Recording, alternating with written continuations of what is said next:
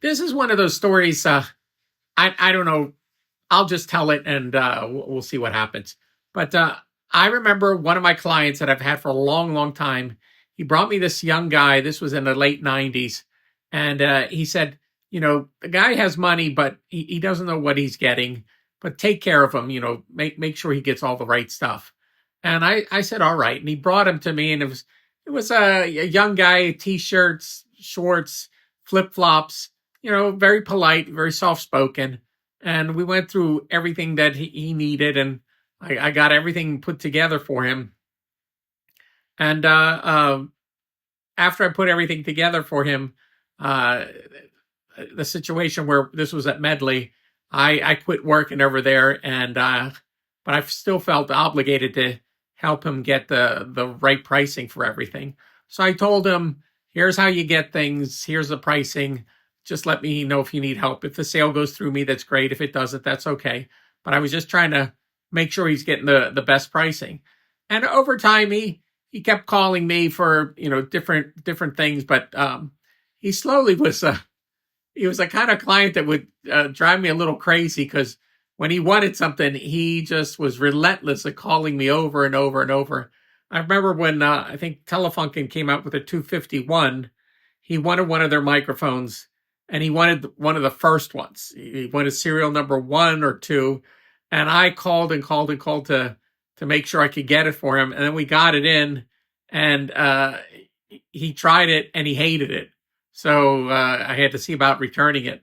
And then he wanted a Fairchild 670. And I remember I had to find a dealer that had one of these. And he paid like $30,000 for that compressor. And he was fine doing that. But he would constantly, it started off being soft spoken and nice. And he was always nice, but he was relentless when he wanted something. And if he called you and you got the order and you were trying to get it for him, he would just call you maybe 5 or 6 times that day to see what the update was. And it drove me absolutely nuts. And he also stressed that he wanted to keep the price down, and he didn't want to spend a ton of money, but he wanted to get good stuff. And I said, all right, fine. I will do the best that I can. And I mean, a couple times I just couldn't take it anymore. I said, here's my cost. Tell me how much money I can make, just to cut through the whole, he was kept grinding me. And the funny part of the story is, years later, I'm kind of a car guy, so I watch what's going on in the industry. I just like the designs and that. And I just saw that Lamborghini was making 3 of this special car, and only 3 were being made, and that was it. And they were $4 million or so. And there was a video to see the very first one that was being delivered. So I clicked on the video and I'm watching it, and somebody down in, I think it was in Miami, was getting the car, and the truck pulled up and lowered the car down. And then I see my client, the young guy that was in the shorts and the t-shirt and the flip-flops. That was his car that they were delivering.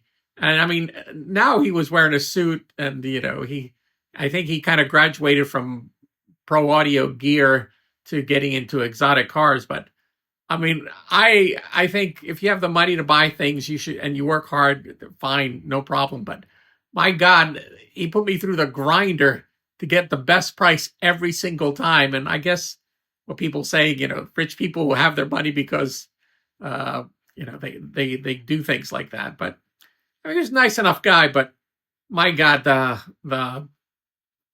amount of grinding that went on was incredible. But there's my story. I think I have some of the video. I'll post it with this so you can see the car and the delivery. So there you go. Okay.